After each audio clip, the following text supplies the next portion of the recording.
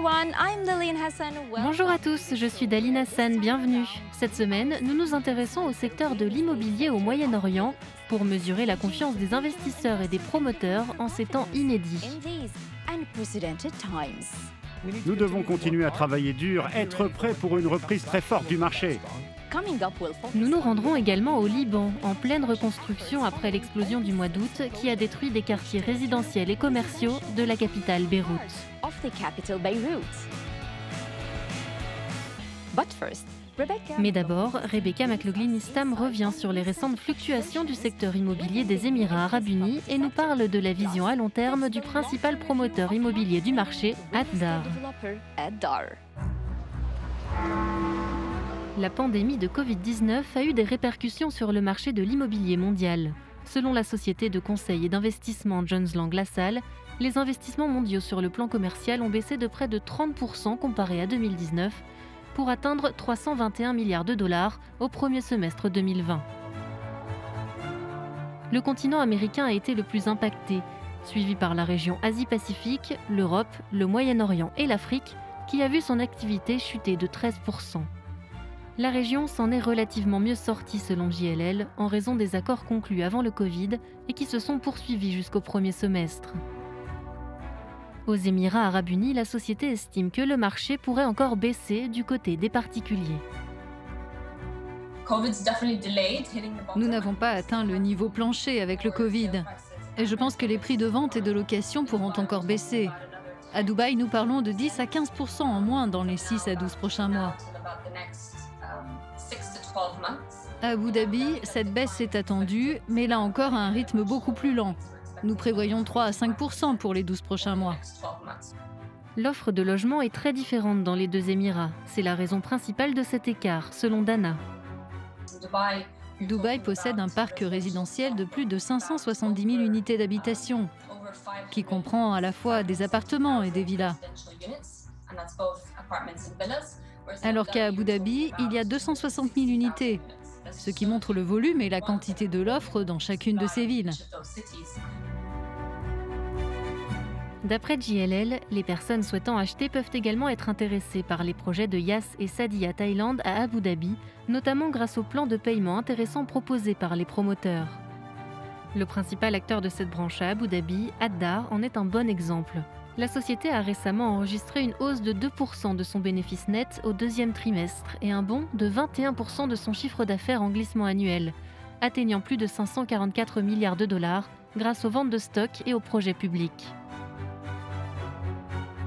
Depuis sa création en 2004, les réalisations d'Addar sont visibles dans de nombreuses villes des Émirats arabes unis, des centres commerciaux aux projets résidentiels en passant par des centres d'exposition ou des circuits de Formule 1. Alors que le marché immobilier d'Abu Dhabi est soutenu par des incitations gouvernementales pour les futurs propriétaires, des mesures de relance budgétaire et des programmes visant à promouvoir la croissance du secteur privé, nous avons demandé au PDG d'Addar, Talal Al-Diyebi, comment le secteur pouvait évoluer. Talal, merci de cet entretien pour Inspire Middle East. Bonjour, merci beaucoup. Permettez-moi de démarrer avec une question que je pose à tous mes invités. Comment la pandémie a-t-elle affecté votre entreprise ? Eh bien, entre mars, avril et juin, juillet, les choses sont devenues bien plus claires. Je pense que nous avons obtenu des résultats relativement bons. Nous sortons de cette période d'incertitude dans une position beaucoup plus forte.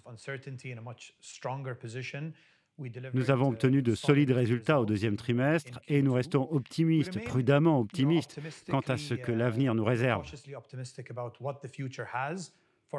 Nous voyons un retour de la demande pour les centres commerciaux, le secteur du tourisme local, mais surtout du côté du développement, car les gens de la région délaissent les actions et investissent davantage dans l'immobilier.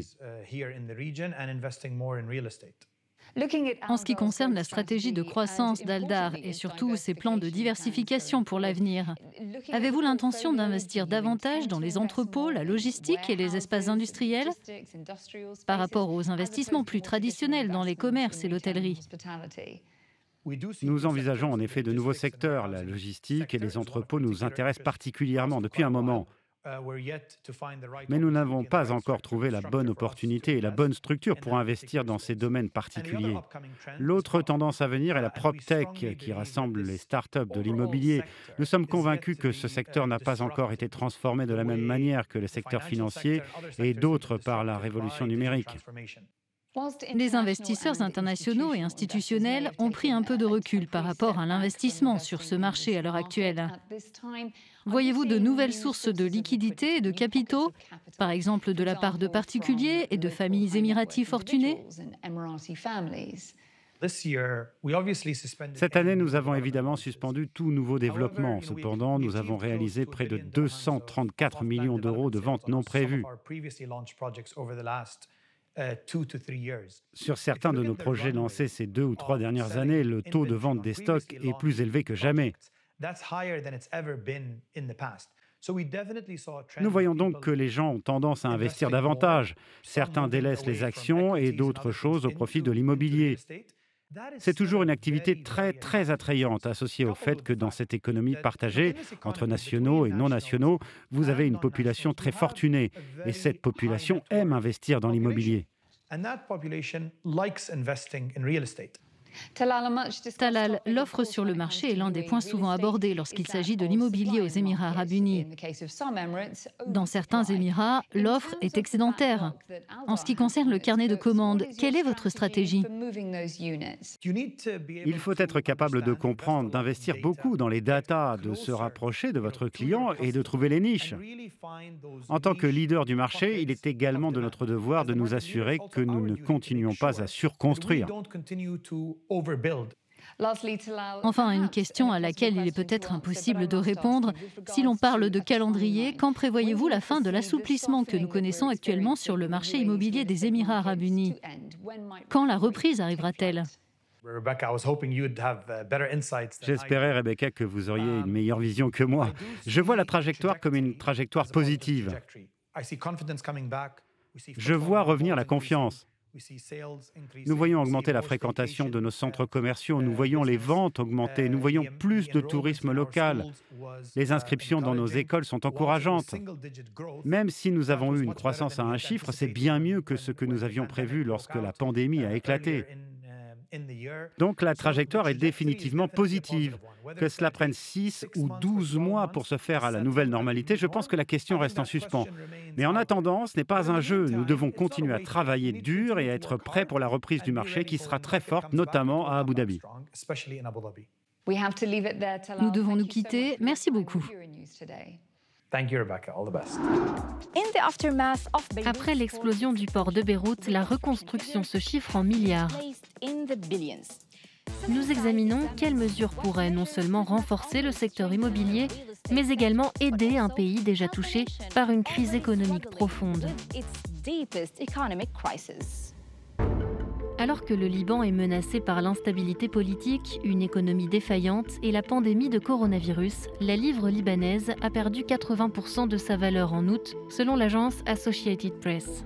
Cela a poussé de nombreux ressortissants à investir dans des propriétés résidentielles pour sauvegarder leurs économies.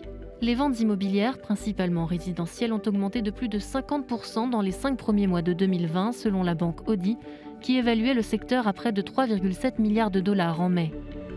Puis, ceci est arrivé. L'une des plus importantes explosions non nucléaires de l'histoire de l'humanité s'est produite dans le port de Beyrouth, détruisant environ 70 000 maisons, endommageant 40 000 bâtiments et déplaçant près de 300 000 personnes. Sur cette zone, 3 400 immeubles sont inoccupés. Les gens ne peuvent même pas y vivre. Et nous avons plus de 80 bâtiments qui ont été totalement détruits, donc l'échelle est vraiment grande. L'estimation totale de la perte de la zone résidentielle est de plus de 5 milliards de dollars.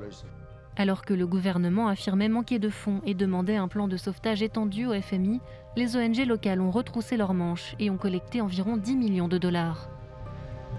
Beaucoup de résidents de Beyrouth ne font plus confiance à leur gouvernement pour reconstruire la ville ou prendre les mesures économiques et politiques nécessaires pour éradiquer la corruption et prévenir la propagation rapide de la pauvreté. La maison et le restaurant de Ryan, 26 ans, ont été détruits durant l'explosion. Le 4 août, tout ce que je possédais a été détruit ou endommagé. La maison de mes parents nous coûtera environ 6 000 $ de réparation. La mienne me coûtera environ 4 000 $. Et pour ici, je devrais débourser environ 30 000 $. Ryan n'a pas l'intention d'abandonner et souhaite rester au Liban pour reconstruire son avenir et sa communauté.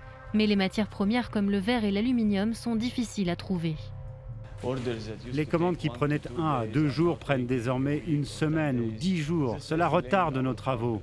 Les fournisseurs profitent de la situation et augmentent leurs prix. Les négociants en bâtiment comme Hussein sont souvent à la merci des fournisseurs étrangers. La demande augmente, de même que les frais d'importation. Le Liban s'appuie à près de 80% sur les importations de verre, principalement en provenance des États-Unis, de France et de Turquie, comme l'aluminium, dont 50% provient des Émirats arabes unis, de Jordanie et d'Égypte. Après l'explosion, certains fournisseurs ont augmenté les prix de ces matériaux et monopolisent le marché. Malgré cette situation, l'amour n'a pas disparu à Beyrouth. Ryan a demandé sa petite amie Luciana en mariage quelques jours après l'explosion, avec ces mots: « Veux-tu reconstruire le futur avec moi ?» C'est la fin de notre émission, nous espérons qu'elle vous a plu. N'oubliez pas de revoir tous nos épisodes en ligne sur euronews.com. Avant de nous quitter, voici les publications Instagram de la semaine. Merci d'avoir été avec nous et à bientôt. L'agent immobilier Angelica d'Allemagne, inspiré par la skyline et le lever de soleil des Émirats. Et l'anthropologue espagnol Alba qui a pris cette photo en explorant les ruelles marocaines.